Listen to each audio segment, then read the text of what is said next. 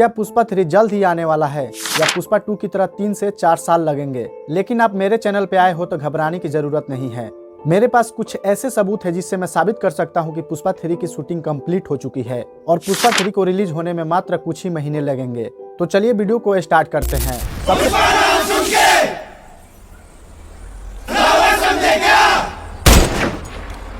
Fire है तू, fire नहीं, वाइल्ड फायर है।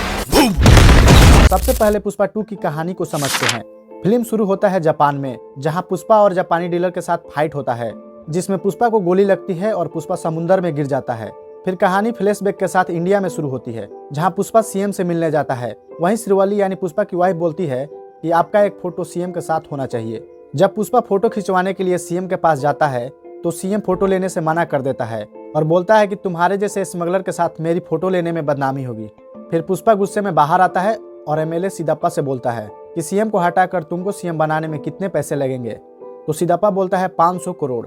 फिर पुष्पा श्रीलंका जाता है और डायरेक्ट डील करता है लगभग 5000 करोड़ का, जिसके लिए पुष्पा 2000 टन माल देने का वादा करता है। इसी बीच एसपी शेखावत की एंट्री होती है, जो पुष्पा के सारे माल पकड़ लेता है।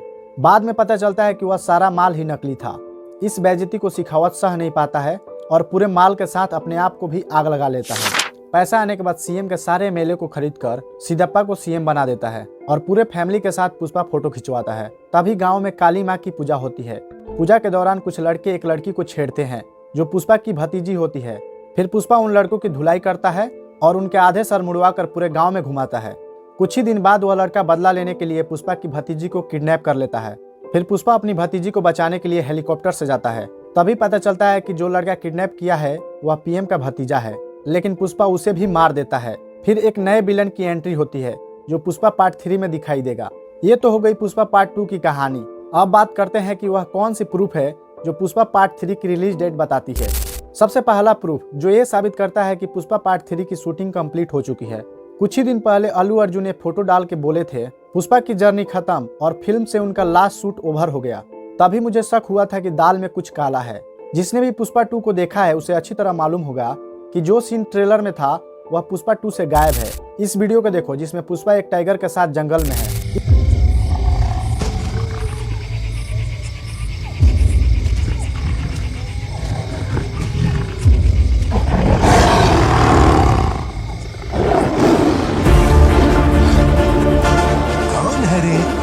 ठीक से दिखाई नहीं दे रहा। अगर जंगल में कोई जानवर 2 कदम पीछे ले तो समझो शेर आया है, लेकिन जब शेर ही 2 कदम पीछे ले तो समझो पुष्पा आया है।